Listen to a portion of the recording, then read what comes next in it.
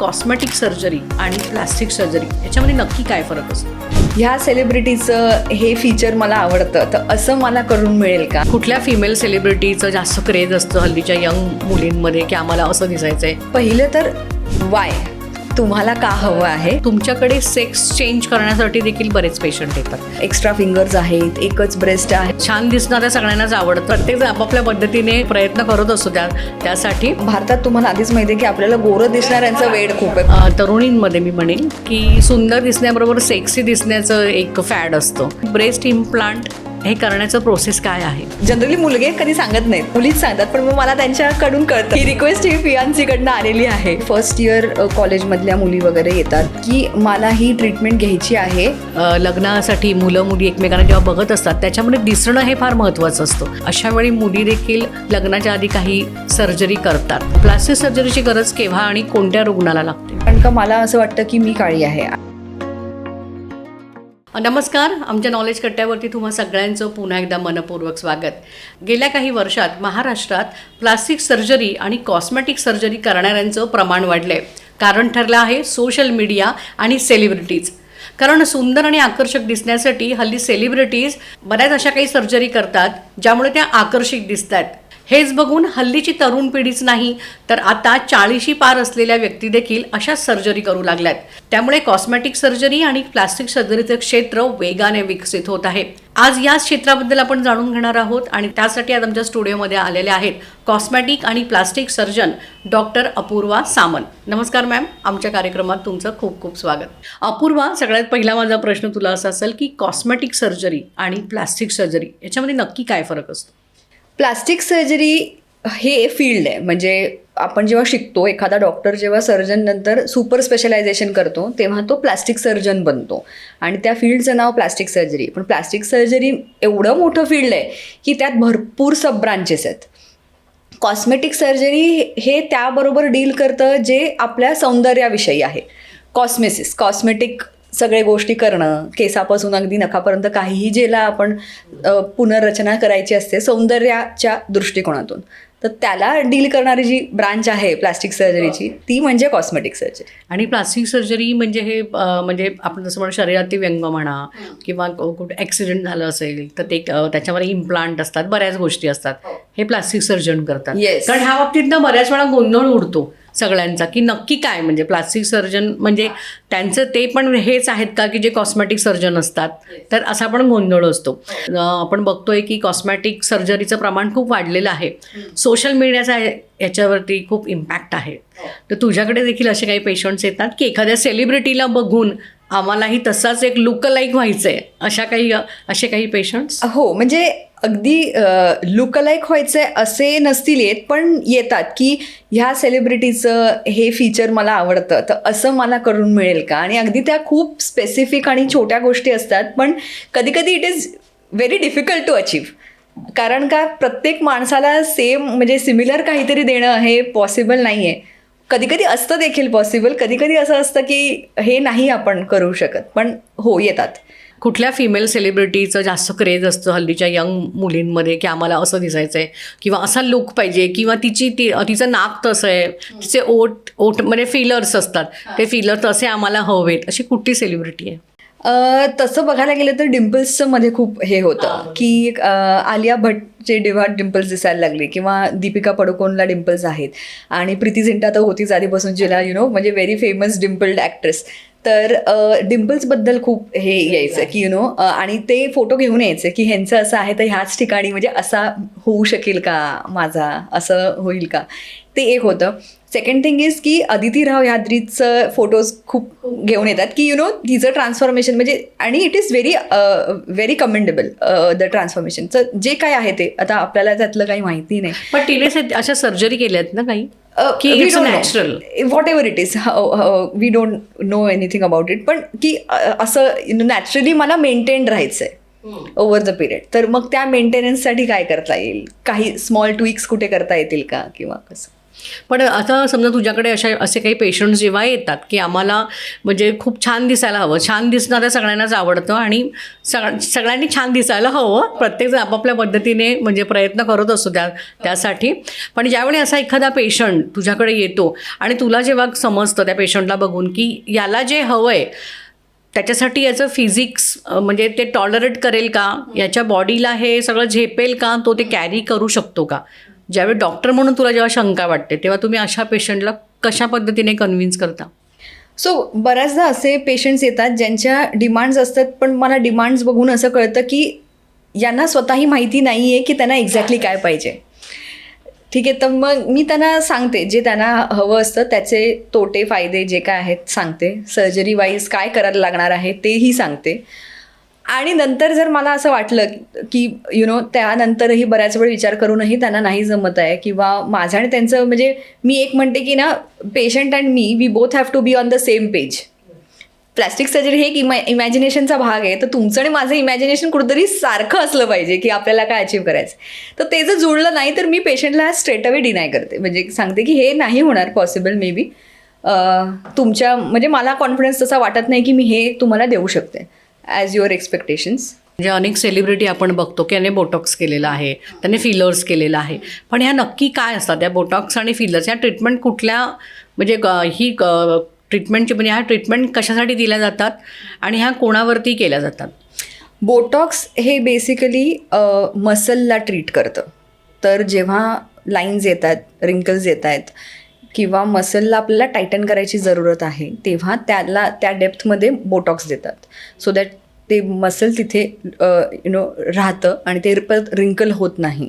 असं म्हणजे जर सोप्या शब्दात सांगायचं तर वाढत्या वयामध्ये म्हणजे आपण बघितलं की सेलिब्रिटी किंवा म्हणजे शाहरुख खानने पण बोटॉक्स केलं होतं, त्याच्यावरती पण बरीच चर्चा झाली होती. म्हणजे वाढत्या वयानुसार तुमची त्वचा सैल होते, मग त्याच्यावरती करू शकतो. पण द थिंग इज दॅट इथेच लोकांना कसं वाटतं की बोटॉक्स म्हणजे स्किन जर लूज झाली आहे तरीही करू शकतो, तर तसं नाही आहे. बोटॉक्स ही खूप चांगली मेंटेनन्सची ट्रीटमेंट आहे, पण ती योग्य पेशंट सिलेक्शन हे महत्त्वाचं, योग्य पेशंटला दिली पाहिजे. आणि फिलर्सचा ना आता म्हणजे खूप वाईड रेंज ऑफ फिलर्स असतात, तर काही फक्त ॲज अ बूस्टर वापरू शकतो, फक्त हायड्रेशन आणि ग्लोसाठी स्किन बूस्टर्स. नंतरचे फिलर्स येतात त्यांना शेप देण्यासाठी, जसं की ओठांसाठी, येस लिप्ससाठी किंवा इवन चिनसाठी शेप देण्यासाठी वापरतो. काही असतात ते थोडंसं लिफ्ट देण्यासाठी पण वापरतात, जर स्किन ड्रूप झाली असेल तर थोडंसं लिफ्ट देण्यासाठी वापरतात. पण तेच आहे की फक्त ह्या दोन गोष्टींमध्ये आपण कॉस्मेटिकचा खेळ खेळू नाही शकत, नाहीतर मग तो ओव्हरली फिल्ड फेस दिसतो असा पफी, किंवा खूपच बोटॉक्स केल्याने पण एकदम स्टिल असा फेस दिसतो. तर ह्या दोघांमध्येच फक्त आपण खेळ नाही खेळू शकत. वर्ल्ड इज बियॉन्ड दिस. मध्यंतरी आपण बघितलं की ऐश्वर्या रायचं खूप उदाहरण दिलं गेलं होतं. आता ती खूप वेगळी दिसते तिचा, कारण ऐश्वर्या राय म्हणजे साक्षात सौंदर्यवती आहे ती, तिला नॅचरल ती सुंदर आहे. पण ज्यावेळी तिने ह्या ट्रीटमेंट वय वाढतंय तसं म्हणजे सेलिब्रिटीला आकर्षक दिसणं हा त्यांचा एक अलिखित नियमच आहे. त्यामुळे मग तिने काही अशा सर्जरीज किंवा काही अशा ट्रीटमेंट घेतल्या होत्या की त्याच्यामुळे तिचा चेहरा पूर्णपणे वेगळा झाला.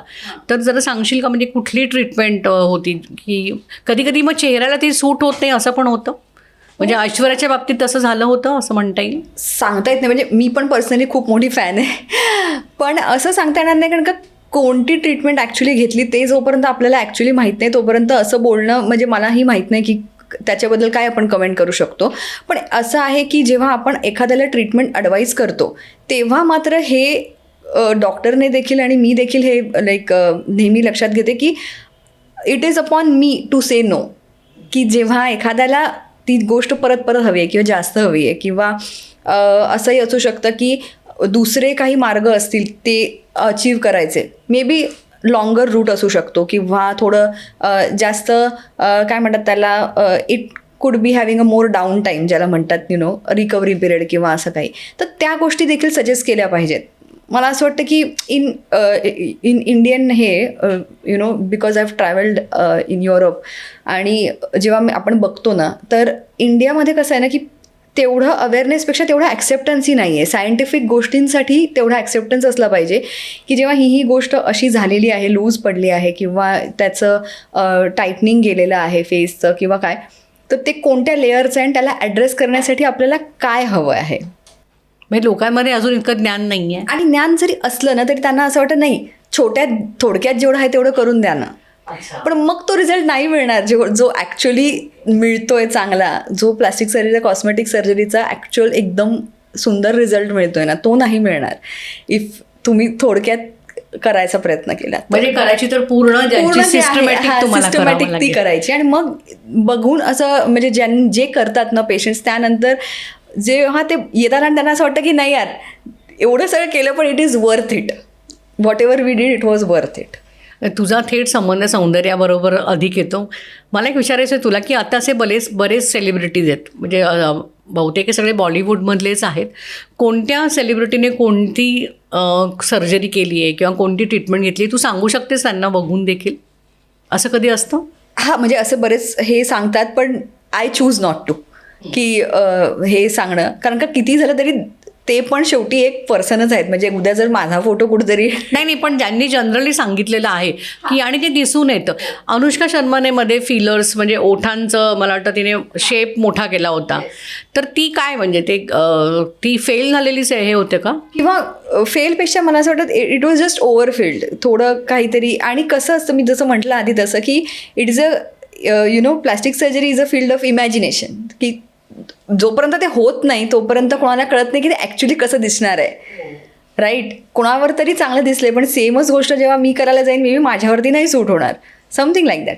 पण जसं म्हणजे आता ते बिघडलं समजा, बऱ्याच वेळा सर्जरी झाल्यावरती आपण डोक्यात काहीतरी वेगळं ठेवून जातो सर्जनकडे की मला असं दिसायचं आहे. तुम्ही तुमच्या पद्धतीने प्रयत्न करतात, पण ज्यावेळी आता जसं तू सांगतेस की फायनल आउटपुट काय येईल हे आम्ही पण नाही सांगू शकत. आम्ही पूर्णपणे तुम्ही 100% तिथे प्रयत्न करत असतात. आउटपुटमध्ये समजा मला चेहरा मला हवा आहे तसा नाही झाला, उलट मी वेगळीच दिसायला लागली आहे, तर मग त्यावेळी तुम्ही काय करता? नाही, त्यापेक्षा मी काय करते ना, I go less than deliver. म्हणजे मी त्यांना काय सांगते, आपण हा करायचं आहे काही, may be it is fillers किंवा मे बी आता सध्या फॅट ग्राफ्टिंग करतो आम्ही, फॅट आहे किंवा काही आहे. What I tell them is that की पूर्ण आपण 100% करण्यापेक्षा ना लेट्स गो अ लिटल लेस, बघूया काही गोष्ट मे बी प्रिझर्व फिलर्स वगैरे पण ठेवूया, देन सी त्याच्या बाजूने एखादा ठेवूया. लेस जर झाला रिझल्ट तरी ठीक आहे, आपण त्याला थोडंसं एनहान्स करू शकतो. पण अगदीच जास्त झालं तर आपण त्याला हे करू शकणार नाही, करताही येतं पण मग that is a longer process. मग त्यापेक्षा काय करूया आपण, लेस दॅन यू नीड देऊया आणि थोडंसं नेक्स्ट टप्प्यामध्ये थोडंसं अजून एनहान्स करूया त्या रिझल्टला. हा इफेक्ट कसा झाला ते कळेल, मग थोडं हळू वाढवून मग ते करता येईल. तरुणांमध्ये स्पेशली म्हणजे तरुणींमध्ये मी म्हणेल की सुंदर दिसण्याबरोबर सेक्सी दिसण्याचं एक फॅड असतं, आणि गेल्या काही वर्षांपासून ते फॅड प्रचंड प्रमाणात वाढलेलं आहे. त्यामुळे आपण देखील एखाद्या हॉलिवूड किंवा बॉलिवूडच्या हॉट सेलिब्रिटीसारखं दिसायला हवं, यासाठी हल्लीच्या तरुण मुली देखील breast implant, specially breast implant किंवा अजून पण काही बॉडी पार्ट्स ज्या आहेत की आकर्षक दिसण्यासाठी बऱ्याच अशा सर्जरी करतात, तर त्याबद्दल काय सांगशील? हे प्रमाण वाढलं आहे, नक्कीच वाढलं आहे. आणि येतात विचारायला, स्किन लाईटनिंगसाठी विचारायला येतात, ब्रेस्ट इम्प्लांटसाठी विचारायला येतात, इवन फॉर दॅट मॅटर अंबलिकस असतं आपलं नेवल, त्याचं रिशेपिंग करण्यासाठी विचारायला येतात. कारण का आता सध्या कसं क्रॉप टॉप्स आणि ह्याची ट्रेंड आहे, तर त्यासाठी विचारायला येतात की हे म्हणजे मी क्रॉप टॉप घातल्यानंतर हे चांगलं दिसत नाही, तर त्याचा मला थोडंसं शेप व्यवस्थित करायचं आहे. कारण का एखाद्या माणसाला ना कोणत्या गोष्टीचा न्यूनगंड वाटेल हे आपण नाही सांगू शकत, प्रत्येकाची मेंटॅलिटी वेगळी आहे. मग काही वेळी मी फक्त काउन्सिलिंग करते की हे गोष्ट करता येण्यासारखी आहे, नाही आहे, किंवा झेपण्यासारखी आहे, ह्या वयात नाही आहे. आणि कधी कधी जर ते व्हॅलिड रिझन असेल, एखाद्याला खूपच त्याबद्दल एक कॉन्फिडन्स लो होऊन जात असेल एखाद्या गोष्टीमुळे, तर सर्जरी किंवा ट्रीटमेंट जी काय आहे ती करायला हरकत नाही. शर्लिन चोप्रा नावाची अभिनेत्री, ब्रेस्ट इम्प्लांट तिने केलं, पण त्यानंतर ते तिला खूप हेवी आणि ते खूप तिला म्हणजे अनबेरेबल झालं ते कॅरी करणं, तर त्याच्यामुळे तिने ते हे केलं, पुन्हा ते रिमूव्ह केलं. आणि त्यानंतर तिने व्हिडिओमध्ये सांगितलं की आता मला खूप I feel very much better and lighter असं ती म्हणाली होती. तर मला विचारायचं की हे ब्रेस्ट इम्प्लांट हे करण्याचं प्रोसेस काय आहे? पहिलं तर वाय, तुम्हाला का हवं आहे, काय गरज आहे, का वाटतंय ते. आणि second thing is the choice of the implant. म्हणजे जर आता हे झालं असेल असं तिच्याबरोबर किंवा कोणाबरोबर आहे की जेव्हा त्यांना खूप हेवी वाटतंय, तर मग the choice of the implant was completely more estimated than what she would have bed. तर तिला मग आपल्याकडे भरपूर व्हॉल्यूमचे इम्प्लांट्स असतात, तर असा एखादा व्हॉल्यूम आपण देऊ शकतो. किंवा कधी आम्ही काय करतो, जे डमी इम्प्लांट्स असतात ना, तर ते एखाद्या वेळी पेशंटला देतो घालून बघायला, आणि तुम्ही ट्राय करा फक्त वरून ठेवून अंडर युअर ब्रा. आणि नाव तुम्ही तुमचा नॉर्मल दिवस त्याच्याबरोबर 2-3 दिवस काढा. म्हणजे तुम्ही ते बघा. कम्फर्टेबल आहात की नाही आधी तुम्हाला बघावं लागतं. पण हे ब्रेस्ट इम्प्लांट करताना म्हणजे काय असते ही नक्की सर्जरी कशी असते? सो इम्प्लांट म्हणजे काय, सिलिकॉनचा एक मोल्ड असतो, एक गोळा असा बघा, आणि त्याला शेप दिलेला असतो. कधी तो शेप आपल्या ब्रेस्टसारखाच शेप असतो, कधी तो गोल असतो. आणि आपल्याला कोणाला आणि का करायचं आहे इम्प्लांट, त्याप्रमाणे डॉक्टर ठरवतो की त्यांना कोणता इम्प्लांट द्यायचा आहे. त्याच्या कवरचे टेक्स्चर्स पण वेगळे असतात, काही स्मूथ असतात तर काही टेक्स्चर्ड असतात.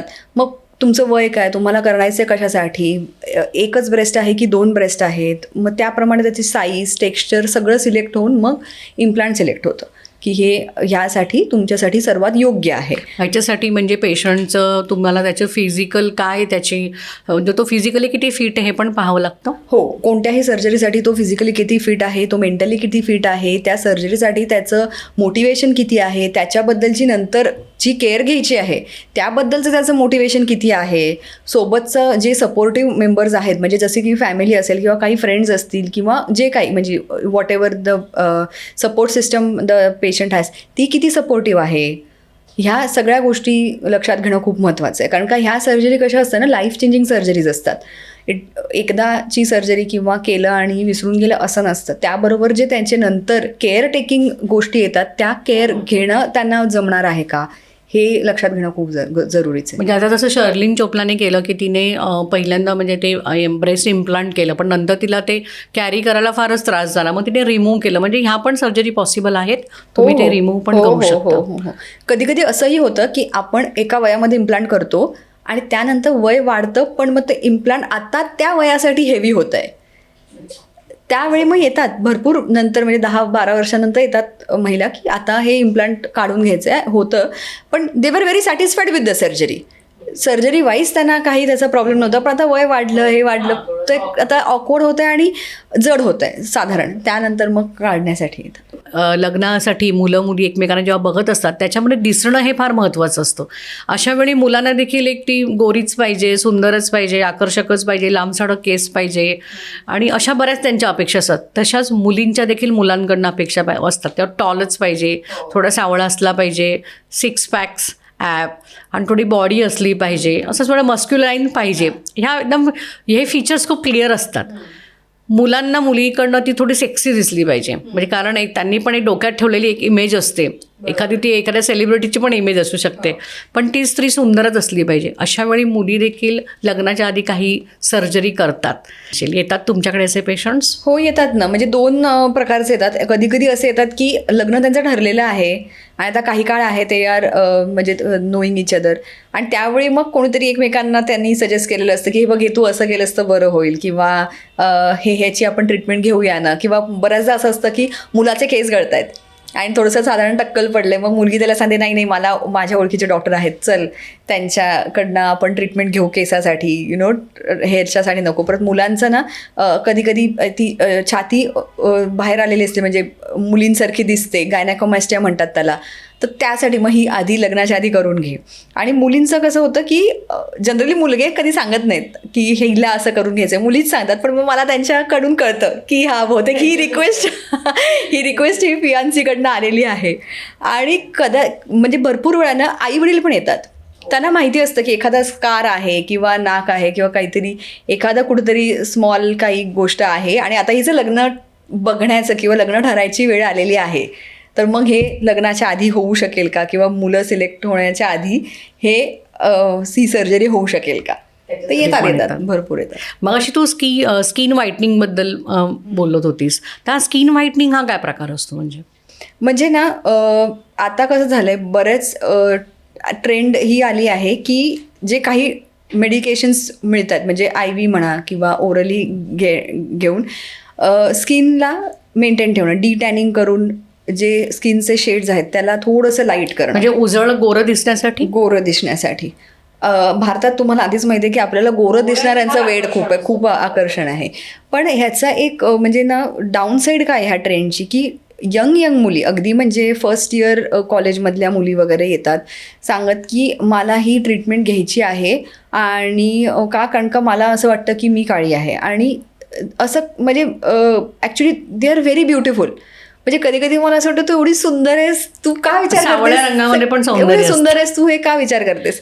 आणि मग पण मग त्या घेणार. मला माहिती आहे की मी जरी त्यांना नाही म्हटलं तरी कुठेतरी ते जाणार आणि घेणार. पण ह्यामुळे काय झालंय की भरपूरशा असे गोष्टी ज्या किंवा क्लिनिक्स किंवा इवन असे काही लोक ज्यांना ह्या गोष्टी करायचं प्रमाण म्हणजे परमिशनही नाही आहे, ते देखील हे ट्रीटमेंट्स त्यांनी चालू केलेले आहेत. कारण का त्याचं प्रमाण एवढं वाढलं आहे आता सध्या स्किन व्हाईटनिंगमध्ये. पण काय असतं म्हणजे ही ट्रीटमेंटमध्ये काय असतं? सो एक कॉकटेल असतं अँटीऑक्सिडंट्स, ग्लुटाथिऑन याचं, आणि ते तुम्हाला वीकली घेत राहावं लागतं. हां, म्हणजे सेलिब्रिटीजने ते करणं गोष्ट वेगळी आहे. कारण काही सेलिब्रिटीजना जेव्हा मी म्हणजे याच्यासाठी कोणत्याही कॉस्मेटिक गोष्टींसाठी ट्रीट करते तेव्हा मेन म्हणजे ते काय सांगतात की आमच्यावर असा कॅमेरा असतो आणि तो फोकस असतो फॉर आवर एक्सप्रेशन्स आणि ऑल. तर इवन स्मॉल छोटीशी पण गोष्ट कुठे असली ना तर ती जास्त एन्हान्स होते. तर त्यासाठी आम्हाला मेंटेन करत राहावं लागतं. तर ही गोष्ट कुठेतरी मला पटते की हे करत राहावं लागतं. पण प्रोफेशनशी ते कनेक्टेड आहे. आणि पण त्यामुळे काय होतं ना की एक जनरेशन ऑफ पीपल एक वेगळ्याच ट्रेंडमध्ये ते आता ते फॉलो करायला लागले ती ट्रेंड की हे करतात भरपूर लोकं आणि हे आपल्याला करायला हवं. म्हणजे आपण बघतो फिल्म इंडस्ट्रीमध्ये म्हणजे हेमा मालिनी आपण उदाहरण घेऊया किंवा रेखा म्हणूया, सगळ्यांनी 60 ओलांडलेल्या अभिनेत्री आहेत पण त्या अजूनही सुंदर दिसतात, आकर्षक दिसतात. आता त्यांनी काही अशा ट्रीटमेंट केल्याचं फार ऐकवत नाही आपल्याला आणि कोणी केलं असेल तर सांगणारही नाही. पण अजूनही त्यांनी स्वतःला म्हणजे अशा फिटनेसकडे पण लक्ष दिलेलं आहे. तर नुसतं सौंदर्याबरोबर फिटनेस पण गरजेचं. नक्कीच, अगदी फिटनेस गरजेचं आहे. आणि मला असं वाटतं ना a sense of happiness and pride in what we do, a sense of being somewhere आणि इंटेलिजन्स, हे पण कुठेतरी महत्त्वाचं आहे. तुम्ही कोणाबरोबर सराउंडेड आहात, तुम्ही काय करता, तुमचं पर्पज काय आहे, डेली उठून तुम्हाला किती मोटिवेटेड वाटतं. तर ह्याने पण आपल्या चेहऱ्यावर एक ग्लो येतो, आपल्या पर्सनॅलिटीला एक ती एक भावी पर्सनॅलिटी म्हणतो ना आपण, एक तसा एक ग्लो येतो आपल्यामध्ये. तर ती एक असायला हवी rather than just focusing on looks. तू कॉस्मॅटिक सर्जन आहेत. आता कॉस्मॅटिकमध्ये सौंदर्य आलंच, त्याच्यामध्ये आपण चेहरा याच्याबद्दल सगळं बोलतोय. What about the body shaping? आता आपली बॉडी शेपमध्ये नसेल तर किती सुंदर असेल तरी पण ते थोडंसं प्रॉब्लेमॅटिक वाटतं. तुझ्याकडे असे पण पेशंट येतात की जे वजन खूप वाढलेलं आहे ते कमी करण्यासाठी, तर त्यांना तुम्ही कुठल्या ट्रीटमेंट देतात? सो वजन कमी करायची ना ही म्हणजे सिंगल एक ट्रीटमेंट असं नाही होत. त्याला कसं आहे की फार टप्प्याटप्प्याने आपल्याला आणि व्यवस्थित एकदम पेशंटशी बोलून, पेशंटला अगदी ओळखून, पेशंटच्या फॅमिलीला ओळखून त्याची ट्रीटमेंट करावी लागते. सो पहिल्यांदा ज्यांचं वजन वाढलं किंवा वजन आता आपलं कमी होत नाही आहे, ह्या पेशंटसाठी मेन अंडरस्टँडिंग आहे की त्यांची लाईफस्टाईल काय आहे, त्यांची सायकोलॉजी काय आहे, त्यांनी कधी एक्सरसाइज मनापासून ट्राय केला आहे का, डाएट ट्राय केलं आहे का, व्यवस्थित त्यांना ॲडवाईस दिलेली गेली आहे का, मग त्यांचे ब्लड रिपोर्ट्स काय आहेत, त्याच्यामध्ये कुठे काय कमी जास्त आहे. मग त्यांचं फॅट मॅपिंग करतो आम्ही, म्हणजे सोनोग्राफी गायडेड बघतो की फॅट कुठे आहे, कुठल्या लेयर्समध्ये जास्त फॅट आहे. त्याप्रमाणे पहिल्यांदा तर आम्ही त्यांना डाएट, एक्सरसाइज ह्याचीच ॲडवाईस देतो. आणि पहिल्यांदा की BMI हा BMI एक नॉर्मल रेंजमध्ये आपण आणायचा प्रयत्न करू. आणि मग राहिलेलं जे असेल ते आपण सर्जिकली लायपोसक्शनने आपण ट्राय करू. पण त्यात पण असं आहे की कधी असं असतं की तुमच्या वजनामुळे किंवा खूपच मोठं पोट आहे किंवा असं काही होतं, त्यामुळे ना पेशंटने एक्सरसाइज करायला पण प्रॉब्लेम होतो. आणि त्यांना हे कळतं की मला एक्सरसाइज करायचा आहे पण हेवी एक्सरसाइज करणं हे मला सध्या पॉसिबल नाही. मग त्यावेळी आम्ही हे डिसिजन घेतो की तुम्ही आधी आपण हे करू, त्यानंतर we will put you on lifestyle modification आणि त्यानंतर आपण त्याचे रिझल्ट्स बघू. पण पेशंटचं मोटिवेशन हे त्यातलं सर्वात मोठं फॅक्टर आहे. कारण का स्वतःची इच्छा, स्वतःची मेंटेन करत राहण्याची इच्छा. कारण का जर ते नाही केलं तर परत तेच rebound, you are again on square one. तुम्ही लिपोसेक्शन करता तर ह्याच्यामध्ये पण म्हणजे किती एकाच टर्ममध्ये होतं लिपोसेक्शन की त्याचे पण सेशन? त्याचे पण सेशन्स असतात. कारण का फॅट आपण किती काढू शकतो ह्याच्यावर एक अप्पर लिमिट आहे. अदरवाईज त्यांनी बॉडी पूर्ण डिसबॅलन्समध्ये जाऊ शकते. त्यामुळे त्याचे एक अप्पर लिमिट आहे, ते आम्ही आधीच असेस करतो आणि त्याप्रमाणे आम्ही पेशंटना सांगतो की हे एवढं आहे, हे सगळं एका ह्याच्यात होणार नाही. परत काय होतं, ॲनेस्थेशियामध्ये ह्या सगळ्या सर्जरीज होतात आणि त्याचं ॲनेस्थेशिया टाईम मग खूप वाढतं, त्याचे पण काहीतरी इफेक्ट्स होऊ शकतात. त्यामुळे मग सावध राहून करण्याची गोष्ट आहे. येस. आणि हे एकदा केल्यावरती समजा आता एकदा केलं लिपोसक्शनने पूर्ण बॉडी मेंटेन केलेली आहे, त्याच्यानंतर माणूस कायमचा मेंटेन राहतो की परत करावी लागते? जर पेशंट मोटिवेटेड आहे आणि पेशंट आपली लाईफस्टाईल तशी तुम्ही मेंटेन सांगितल्याप्रमाणे ठेवतोय, follow करत एक्सरसाइज डाएट जे आहे मेंटेन ठेवतोय, तर काय हरकत शकते, तर होऊ शकतं. याच्यामध्ये तुमच्याकडे सेक्स चेंज करण्यासाठी देखील बरेच पेशंट येतात, ते देखील म्हणजे कॉस्मेटिक सर्जरीमध्ये येतं की प्लास्टिक सर्जरी? ते प्लास्टिक सर्जरीमध्ये येतं आणि काही फेसचा भाग जो असतो तो कॉस्मेटिक आपण पकडू शकतो. फेमिनायझेशन, मुलीसारखं दिसायचं आहे किंवा मुलासारखं दिसायचं आहे. मुख्य चॅलेंज म्हणजे की फॅमिली सपोर्ट त्या पेशंटचा जो आहे तो, आणि एकतर ती खूप मोठे टप्प्याटप्प्यांमध्ये झालेली एकदम स्टेजेसमधली सर्जरी आहे. म्हणजे ती चालू होते एका सायकॅट्रिस्टपासून, मग एंडोक्रायनॉलॉजिस्ट जो त्यांना हॉर्मोनचे ट्रीटमेंट देतो, त्यानंतर मग गायनेकोलॉजिस्ट किंवा युरोसर्जन, ते प्लास्टिक सर्जन, असं करत करत ती एक पूर्ण म्हणजे टीम ऑफ 10 to 11 डॉक्टर्स पूर्ण त्या पेशंटला साधारण 1.5 ते 2 वर्षभर ट्रीटमेंट करतात. स्टेजेसमध्ये एवढं करावं लागतं. Okay, it's a challenging. It's a challenge, it's life changing also. म्हणजे it is very economically draining also, you can say. महागडी पण आहे, कारण का एवढे ट्रीटमेंट घेणार. परत कसं होतं, तेवढ्या पिरियडमध्ये त्या पेशंटचं वर्क अफेक्ट होतं, तो कुठे काम करत, त्यामुळे भरपूर ठिकाणाहून त्यांना सपोर्ट लागतो. फॅमिलीचा सपोर्ट आहे, जिथे ते काम करतात तिथून एक अंडरस्टँडिंग आहे. ह्या गोष्टी खूप महत्त्वाच्या आहेत. अर्थात आता तर गव्हर्नमेंट हॉस्पिटल्समध्ये देखील चालू झालेल्या आहेत सर्जरीज आणि खूप छान होतात, पण हा सपोर्ट खूप लागतो. कारण का एवढ्या सुट्ट्या घेणं किंवा त्याच्यामध्ये परत पुढे मागे काही झालं तर रिसर्जरी किंवा काही त्यासाठी परत ॲडमिट होणं, म्हणजे हा एक चॅलेंजेस आहे. भारतामध्ये प्रमाण वाढले? हो, आता आपण बघतो आता. येस, हे प्रमाण पण वाढलेलं आहे. प्लास्टिक सर्जरीची गरज केव्हा आणि कोणत्या रुग्णाला लागते? सो प्लास्टिक सर्जरीने सुरुवात त्याची ट्रॉमापासून झाली.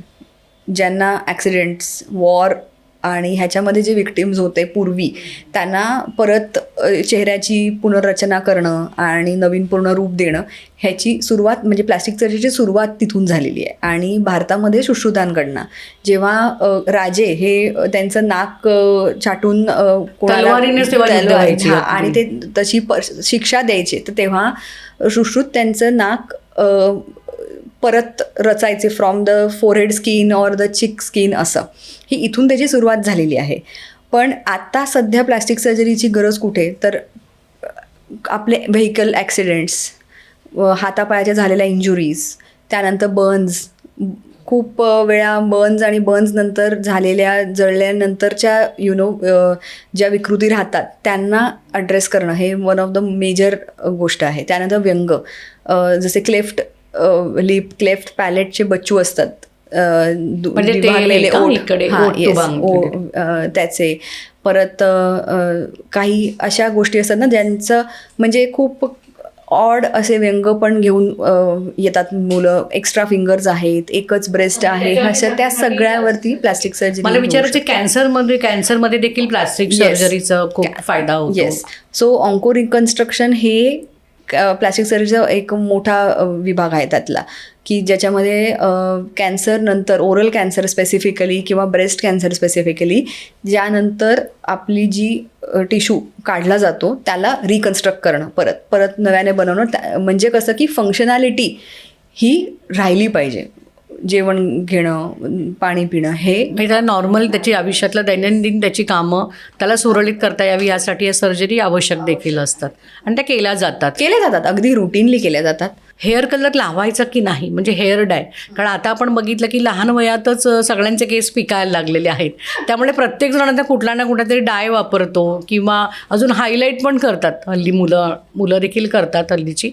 तर आपण हेअर डाय हा महिन्यातून किती वापरला तर तो सुरक्षित आहे? आता प्रत्येक वेळी ना आपण जेव्हा डाय वापरतो ना, तेव्हा कसं होतं की म्हणजे मुलांची कशी ट्रेंड असते ना की आपण इथून हॉप करायचं की ट्रेंड हॉपिंग की हां हे इकडचं आवडलं, हे काहीतरी कोणीतरी नवीन पार्लर सांगितलं, हा नवीन गोष्ट आहे.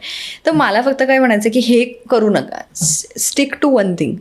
प्रत्येकाचं म्हणजे तेव्हा तिकडे जे मटेरियल यूज केलं जातं, डाय यूज केला जातो, जे जनरली PPD फ्री किंवा अमोनिया फ्री जर असेल कोणताही डाय तर तो सेफ मानला जातो. ॲक्च्युली अलर्जी किंवा रिॲक्शन कोणत्याही गोष्टीची येऊ शकते, कारण का आपली स्किन कशी रिॲक्ट होईल ते आपल्याला यूज केल्याशिवाय माहीत नाही. पण जेव्हा तुम्हाला नाही येते किंवा एखादी गोष्ट तुम्हाला सेफ वाटते तर तुम्ही stick to that rather than hopping on trends आणि ट्राईंग डिफरंट थिंग्स. पण करायचा कोणता तर rather than waiting for grey hair to be seen, मध्ये मध्ये टचअप करत राहिलं तर दॅट इज बेटर. मग ते कोणाचं तरी 15 दिवसांनी असू शकतं किंवा कोणाचं तरी 2 महिन्यांनी असू शकतं, पण दॅट इज बेटर. कारण का मग ना तुमची स्किनला तेवढी एक सवय होऊन जाते आणि अडॅप्ट होतं. प्रत्येक वेळी लागणारा डाय हा कमी असतो रादर दॅन पूर्ण परत ती गोष्ट करणं. So that is better. म्हणजे डिपेंड की तुमची व्हाईट किती, टचअप किती लागतं. हल्ली आपण बघितलं की जसं लहान वयात आपण म्हणतो की केस पिकतात, बरोबर आहे, तसेच केस गळतात देखील. तर केस गळणं हे हल्ली खूप मुलांमध्ये पण खूप कॉमन झालेलं आहे. म्हणजे कमी वयामध्ये मग टक्कल पडायला लागले, मुलींचे पण खूप केस गळतात. त्याच्यात हार्मोन्स वगैरे पण म्हणजे आहेत कारणीभूत. पण मुलांच्या ह्या केस गळती मागे काय म्हणजे करायला हवं, काय उपचार असायला हवेत त्याच्या मागे आणि काय कारणं असावी ती? मुख्य म्हणजे आपल्या एन्व्हायरमेंटल रिझन्स जास्त आहेत की ज्याने आपण आपलं जे खाणंपिणं आहे की आपल्याला वाटतं की आपण खूप चांगलं खातो, पण ॲक्च्युली ते खरंच आपण नीट व्यवस्थित आहार घेतोय का, आपले काही डेफिशियन्सीज आपल्यामध्ये आहेत का. आणि सेकंड थिंग इज की आजकाल लहान मुलांमध्ये पण स्ट्रेस इतका वाढला आहे की एकतर स्ट्रेस अभ्यास किंवा जे काही आपलं करिअर बिल्डिंग आहे त्याचा आहे. सेकंड स्ट्रेस आहे की आपण सोशली कसे दिसतोय, सोशली किती आहे, आणि ते घरच्यांना काहीच माहीत नसतं. कितीतरी गोष्टींचं टेन्शन मुलांना असतं, आपण पॉप्युलर आहे का, आणि हे आहे का, ते आहे का, मला कोणी हे म्हटलं ते म्हटलं. आणि ह्या सगळ्याचा स्ट्रेस हा सगळा एकत्र भडीमार होऊन काय असतं, तुमच्या बॉडीला हेअर आणि स्किन हे इम्पॉर्टंट नाही आहेत, इम्पॉर्टंट ऑर्गन्स त्यांचे वेगळे आहेत. Actually if the body has to pay attention, it is going to pay attention on the main organs. बरोबर आहे. मग स्ट्रेस पिरियडमध्ये काय होतं की केसांचं न्यूट्रिशन आणि हे कमी होऊन जातं. सो ते तसं लक्ष देणं जरुरीचं आहे. कारण काय होतं, स्ट्रेसमुळे केस गळतात म्हणून अजून स्ट्रेस, ते सायकल सुरूच राहतं. सो त्याला एक ब्रेक कुठेतरी मिळणं, त्या स्ट्रेसला ब्रेक मिळणं कुठेतरी खूप जरुरीचं आहे. हल्ली बाजारामध्ये पण खूप असे शॅम्पू आणि कंडिशनर मिळत असतात. बरेच औषधं पण आता यायला लागली आहेत की तुम्ही या गोळ्या खा, त्याच्यामुळे तुमचे केस वाढतील, हा शॅम्पू लावा, केस सिल्की होतील. म्हणजे अशा बऱ्याच ॲड केल्या जातात आणि असे बरेचसे शॅम्पू आहेत. नक्की कोणते शॅम्पू वापरायचे? मी शॅम्पू आणि फेस वॉशचं मी माझ्या पेशंट्सना पण सांगते की तो तुमच्या फेसवर, तुमच्या बॉडीवरनं एक 10 ते 15 सेकंद ॲक्च्युली राहतात. त्यामुळे त्याचा तेवढा इम्पॅक्ट होत नाही जेवढा तुमच्या ऑइल किंवा न्यूट्रिशन तुम्ही जे घेताय, टॅबलेट्स खाताय त्यासाठी दिलेले, किंवा इवन तुम्ही कोणतं स्कॅल्प लोशन, सिरम वापरताय तर त्याचा होतं. तर ते जास्त लक्ष त्याच्यामध्ये द्या रादर दॅन ह्या ट्रेंड्सवर रील्स बघून बाय करणं. म्हणजे माझ्याकडे एक पेशंटमध्ये आलेली, तिने मला सांगितलं की मॅडम तुम्ही प्रिस्क्रिप्शन सांगा, मी घेणार नाही, माझ्याकडे मोस्टली असणार, मी सगळं घेतलेलं आहे, जे येतं तुम्ही सांगितलं ना हे असणार माझ्याकडे. सो आजकाल असे ट्रेंड झाले की नवीन काय दिसलं, ChatGPT वरती हल्लीची मुलं बघतात नाही का की माझी स्किन ड्राय आहे आणि मी काय करायला पाहिजे, मी वापरायला पाहिजे. ChatGPT डॉक्टरचं पण काम करायला लागलं. आपण प्रत्येक म्हणजे कुठेही डॉक्टरकडे जा किंवा कुठल्याही पार्लरमध्ये तुम्ही जा, कुठल्याही सलून स्पामध्ये जा, तुम्हाला सगळेजण सांगतात की तुम्ही ते सनस्क्रीन लोशन लावूनच घराबाहेर पडा. पण कोणतं सनस्क्रीन लोशन लावायचं हे कळत नाही. पण याच्यासाठी तू काय सांगशील, कुठलं लावायला हवं? साधारण SPF 50 आणि PA3+. कोणतंही असलं तर. आणि त्यानंतर त्याचं टेक्स्चर तुम्ही एकदा म्हणजे वापरून बघा की ते टेक्स्चर तुम्हाला ऑइली वाटतंय, खूप ड्राय करतंय किंवा ग्रीझी वाटतंय. भरपूर सुंदर सनस्क्रीन्स आहेत मार्केटमध्ये जे ॲक्च्युली चांगलं काम करतात आणि जे वन टाईम यूजसाठी असतात आणि ज्यांनी म्हणजे तुम्हाला नंतर मग मॉइश्चरायझर पण वापरायला लागत नाही, फक्त एक वन इज गुड. पण तेवढंच आहे की हे वापरा आणि काही थोडी काळजी घेणं हे आवश्यक आहे आजकालच्या. सनस्क्रीन लावल्यावर आता उन्हाळा सुरू आहे, भरपूर ऊन आहे, घराबाहेर पडताना सनस्क्रीन लावावं लागतं. मॉइश्चर मग केव्हा लावायचं? मी कसं सांगते की सकाळी उठून फेस वॉश केला ना, फेस वॉश झाला म्हणजे आंघोळ वगैरे झाली की मॉइश्चरायझर लावा, त्यानंतर तुमचं जे काम आटपतंय ते आटपा आणि मग निघण्याच्या काही वेळा आधी तुम्ही सनस्क्रीन लावू शकता. हल्ली बाजारामध्ये खूप मेकअपचे प्रोडक्ट मिळतात. मेकअपचे प्रोडक्ट सिलेक्ट करताना ब्रँडेडच घेतले की आपण सुरक्षित असतो की हल्ली स्वस्तातमध्ये पण मिळतात? मी म्हणेन की साधारण ब्रँडेड घेतलेले बेटर, कारण का ती एक वन टाईम इन्व्हेस्टमेंट आहे. ॲक्च्युली जर बघितलं तर आपण काही दर महिन्याला असं घेणार नाही, तर वन टाईम इन्व्हेस्टमेंट आहे. प्रत्येकाला वेगवेगळा ब्रँड किंवा हे सूट होतं, पण चांगले घेतलेले बेटर, कारण का रिॲक्शन आली मग ती महागात पडेल. बरोबर आहे. ब्रँडेडची म्हणजे आपल्याला गॅरंटी आहे. काही काही जे ब्रँड्स आपल्याला माहिती आहेत की ते चांगलं प्रोड्यूस करतात, त्यांचं घेतलेलं इज बेटर. मला तुला विचारायचं, तू मगाशी म्हणालीस की युरोपमध्ये आणि भारतामध्ये ह्या सर्जरीचं म्हणजे पॅटर्न पण वेगळं आहे किंवा म्हणजे ह्या सर्जरी करून घेणाऱ्यांचं ज्ञान खूप तसं सीमित आहे, तर याबद्दल काय सांगशील? कसं आहे ना, तिकडे त्यांना माहिती आहे त्यांना काय करायचं आहे. म्हणजे त्यांना माहिती आहे की मी 50 नंतर मला एक फेसलिफ्ट करायचं आहे, कारण का माझा चेहरा असा हे होणार आहे, माझ्या आईने देखील केलेली होती किंवा असं, आणि that is a known trend, it is a scientific trend आणि त्यांना आणि कॉमन आहे आणि त्यांना माहिती आहे मला हे करायचं आहे. तर मग त्याच्यासाठी मला कोणाकडे जायचं आहे किंवा मी त्याच्यासाठी किती पैसे सेव्ह करायचे आहेत, काय करायचे आहे, आणि ते आहे.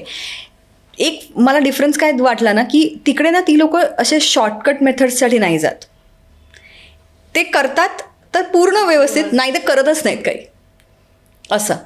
म्हणजे म्हणून मी माझ्या पेशंट्सना पण कधी कधी सांगते की ना, छोट्या थोडक्यामध्ये करून द्या किंवा ह्याच्यामध्ये हे नाही तर असं करून द्या, हे करशील मग रिझल्ट कॉम्प्रोमाइज होईल ना, मग the onus is again on me. तसं करू नको. जर करायचं असेल थांबूया पाहिजे, 1 वर्ष 2 वर्ष थांब, पण जी गोष्ट ॲक्च्युली सायंटिफिक आहे ती कर. तर तिथे पूर्णपणे तिथे म्हणजे तो ट्रेंड आहे की दे नो पूर्ण ट्रीटमेंट, आणि दे नो की कोणाकडनं करायची आहे, काय करायची आहे, किती खर्च लागणार आहे, त्याप्रमाणे ते प्लॅन करतात जे आहे ते. अपूर्वा, आज तू आमच्या स्टुडिओमध्ये आलीस आणि तू इतकं छान आम्हाला माहिती दिली आहेस खरं प्लास्टिक सर्जरी केव्हा केली जाते, कॉस्मॅटिक सर्जरीचं महत्त्व काय आहे, आणि ती अशी शॉर्टकटमध्ये न करता ती अगदी व्यवस्थित म्हणजे पद्धतशीरपणे केली तर ती खूप किती लाँग टर्मपर्यंत तुमच्यासोबत राहू शकते. आज तू वेळात वेळ काढून आज आमच्या स्टुडिओमध्ये आली, याबद्दल तुझे खूप खूप आभार. थँक्यू धन्यवाद. Very much.